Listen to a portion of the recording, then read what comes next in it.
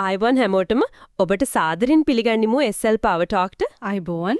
අද අපි කතා කරන්නේ ශ්‍රී ලංකාවේ වර්තමාන රජයේ දේශපාලන තත්ත්වය ගැන, විශේෂයෙන්ම අභ්‍යන්තර ක්‍රියාකාරීත්වය බල ව්‍යුහයන් දිහා ටිකක් ගැඹුරින් බලන්නයි හදන්නේ. විශේෂයෙන්ම NPP එකයි JVP එකයි අතර තියෙන සම්බන්ධය, ආණ්ඩුවේ ක්‍රියාමාර්ග, එල්ලවන විවේචන වගේ දේවල් ගැන අපිට තියෙන මූලාශ්‍ර ඇසුරෙන් කතා කරන්න පුරුවන්. එතකොට ඒක ප්‍රධාන චෝදනාවක් තමයි ආණ්ඩුවට පාලන අත්දැකීම් නැහැ කියන එක. ඒකට මොකද කියන්නේ මේ මූලාශ්‍රය? ඒ චෝදනාව තියෙනවා. හැබැයි ආණ්ඩුව පැත්තෙන් හොරු ඇල්ලීමයි වැඩපිළිවෙල වගේ දේවල් ඉස්සරහට දාලා ඒ ටාර්ගෙට් උත්තර දෙන්න හදනවා වගේ පේනවා. ඒ කිව්වේ අත්දැකීම් තියනවා කියලා පෙන්වන්න හදනවා. ඔව් ඒ වගේ දෙයක්. ඒත් එක්කම අනික් පැත්තෙන් විකල්ප මත මර්ධනය කරන ලකුණුත් පේනවා කියලා මූලාශ්‍රවල තියෙනවා. අර අංගුණකොළ පැලස්සේ ගොවි උත්කෝෂණයකට බාධා පිරීම වගේ සිද්ධි. පෙරටුගාමී සමාජවාදී පක්ෂයට සම්බන්ධ. ඔව් ඒක උදාහරණයක් විදිහට සඳහන් වෙනවා. ඉතින් ඒක ටිකක් පරස්පරයි වගේ. හරි. එතකොට මේකත් එක්ක ඉන්න ලොකුම ප්‍රශ්නේ තමයි ඇත්තටම කවුද මේක පාලනය කරන්නේ? NPP එකද JVP එකද එහෙම නැත්නම් අර කියන අර බෝල්ෂෙවික් පිළ කියන එක නේද? ඔව් ඒක මොකද්ද? ඒක තමයි මූලාශ්‍රත් ප්‍රශ්න කරන්නේ. JVP එකේ ඇතුලේ ඉන්න දශක ගාණක් පක්ෂයට කැපවුණු හරිම රහසිගතව වැඩ කරන තීරණ ගැනීමේ ප්‍රධාන බලය තියනෝ කියන කණ්ඩායමක් ගැන තමයි ඔය කියන්නේ. සාමාන්‍ය ආධාරකරුව දන්නේ නැති ගොඩක් අය දන්නේ නැහැ කියලායි කියවෙන්නේ. ජනාධිපති චීන සංචාරයට කලින් Zoom එකේ සාකච්ඡාවක් තිබ්බා කියලාත් කතාවක් තියෙනවා. එතකොට මේ බලය පත්වීම වලට බලපාලා තියනවද? බලපාලා තියනවා කියලායි උදාහරණත් එක්කම කියන්නේ. NPP සභාපති දොස්තර නිහාලා බේසිංග එයා JVP ජ්‍යෙෂ්ඨයෙක් එයාට ඇමතිකමක් ලැබුණේ නැහැ.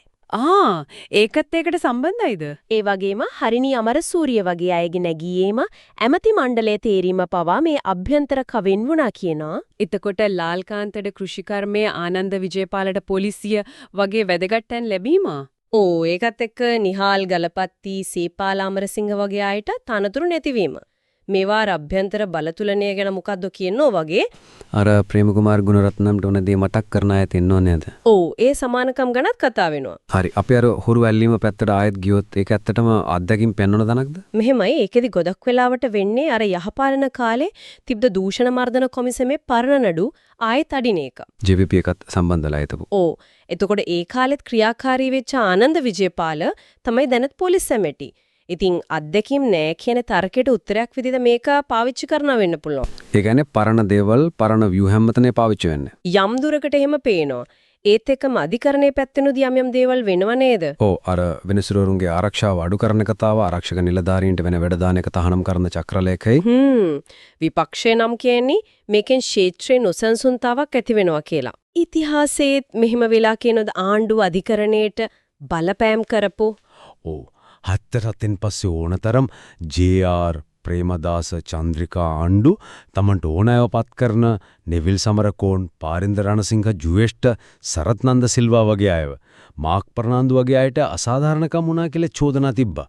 JR තමන් පත් කරපු අගවිනිසුරටම දෝෂාභියෝගයක් ගෙන්නත් හැදුව නේද? ඔව් නෙවිල් සමරකෝන්ට.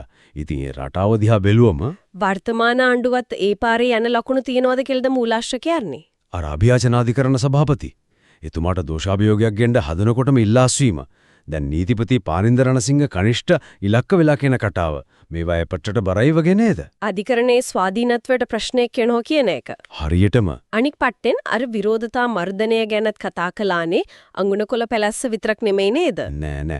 පෙරදෙණිය අර SCP එකේ සම්බන්ධනයක් පොලිසිය ලවා නැවැත්තුවා කියනවා. සංවර්ධන නිලධාරීන්ගේ උද්ඝෝෂණයකට කොරියන් ජොබ් වලට ගිය අයගේ උද්ඝෝෂණයකට පහර දුන්නා කියලා චෝදනා තියෙනවා. ඉතින් මේ ඔක්කොම එකට ගත්තම මොකද්ද පේන චිත්‍රය? අතීතේ තාණ්ඩු හිටියනේ චණ්ඩි ආණ්ඩු වගේ. හැබැයි ඒ ආණ්ඩු මොකද්ද උනේ අන්තිමට? ඒවා බින්ද වැටුණා. මාධ්‍ය මර්ධනය කළා, විරෝධතා මර්ධනය කළා. ඒත් හිටියේ නෑ. ඒ කියන්නේ ඉතිහාසය ආයේ.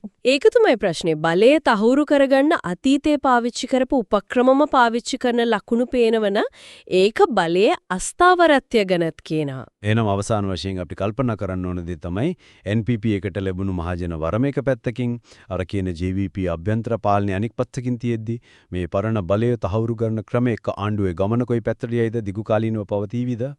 ඒක තමයි ලොකුම ප්‍රශ්නේ. මේ ආතතිය කොහොම විසඳෙයිද? ඉතිහාසය මොන වගේ පාඩමක් උගන්වයිද කියන එක බලන් ඉන්න වෙනවා. SL Power Talk එකට subscribe කරන්න, like කරන්න, comment එකක් දාන්න, share කරන්න, තොමතක කරන්න එපා.